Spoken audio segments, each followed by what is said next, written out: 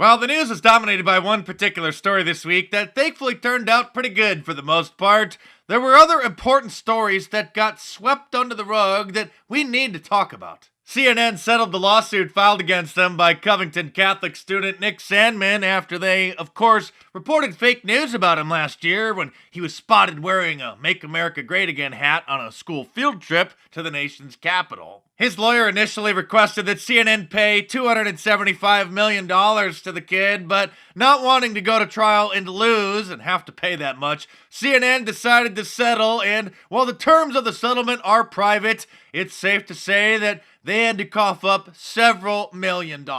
That's what you get, CNN, for being worse than the supermarket tabloids. And speaking of fake news, CNBC has apologized for airing a segment of the Democrat candidates where photos of Andrew Yang and Tulsi Gabbard were of other people. They mixed up Kirsten Gillibrand, who dropped out of the race some time ago, for Tulsi Gabbard, even though the two look nothing alike.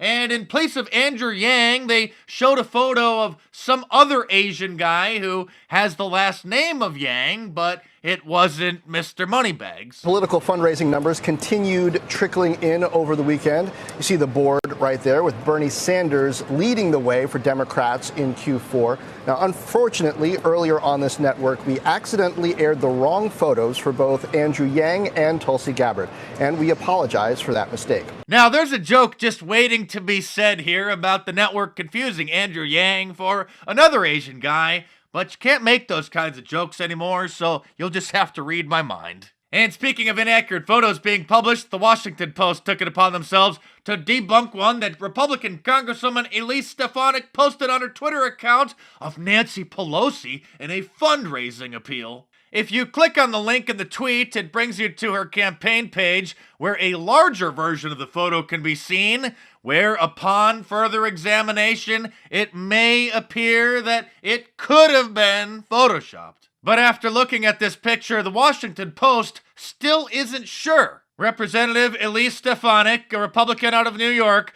tweeted a petition and a fundraising appeal that included what appeared to be an altered photo of House Speaker Nancy Pelosi, drawing a retweet Thursday morning from President Trump. It appeared to be an altered photo. I don't know about you guys, but this looks almost exactly like the Nancy Pelosi I see on TV every day. I did find another photo being spread around social media by Republicans of Nancy Pelosi that also may be doctored, but I'm still not sure. There's plenty more to come in this video, so stay tuned. But real quick, subscribe to my channel if you're new here, because if this is your first time watching my videos, it's a miracle you found them at all, with all the censorship going on YouTube and manipulations of the algorithm. So subscribe to my channel and check back here every Monday through Friday for a new report. There was a lot of good news that happened this week that got buried under the craziness, like a court of appeals ruled that President Trump can divert $3.6 billion in military funds to continue building the wall. Glacier National Park in Montana also just took down some signs that were posted 10 years ago,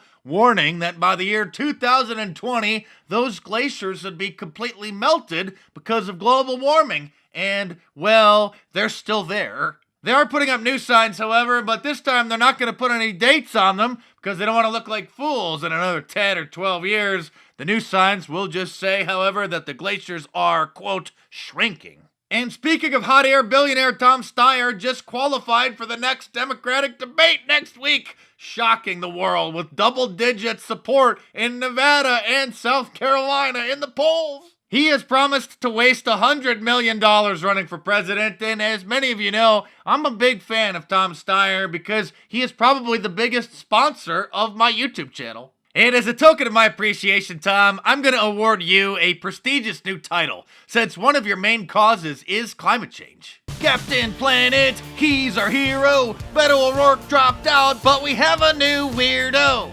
With your donations combined, I have qualified for the next debate. What people is causing this climate change? I eat bugs instead of burgers to save the environment. I can't wait till next Meatless Monday. Never drink out of single-use plastic water bottle. Iron the shower every 2 weeks to conserve water, essay. Tom Steyer is still helping Mark Dice's videos get monetized. Yay! So, despite kicking off with a bit of a rocky start, it looks like 2020 is back on track to be a fantastic year. As we begin the new year, our economy is booming, wages are soaring, workers are thriving, and America's future has never, ever looked brighter.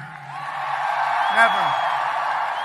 That's right, Mr. President. Happy New Year. And to celebrate, how about a New Year's sale of 20% off any of my shirts from markdice.com by using the promo code 2020 at the checkout. After this weekend, I will be pulling the Trump Claus sweatshirt and t-shirt. So if you want to get yourself one for next year and save 20%, now is the time. Or head on over to markdice.com and get yourself a Liberalism Find a Cure shirt, an I Love Global Warming shirt, or any of my awesome designs, and save 20% by entering 2020 at the checkout. So head on over to markdice.com or click the link in the description below and check them out.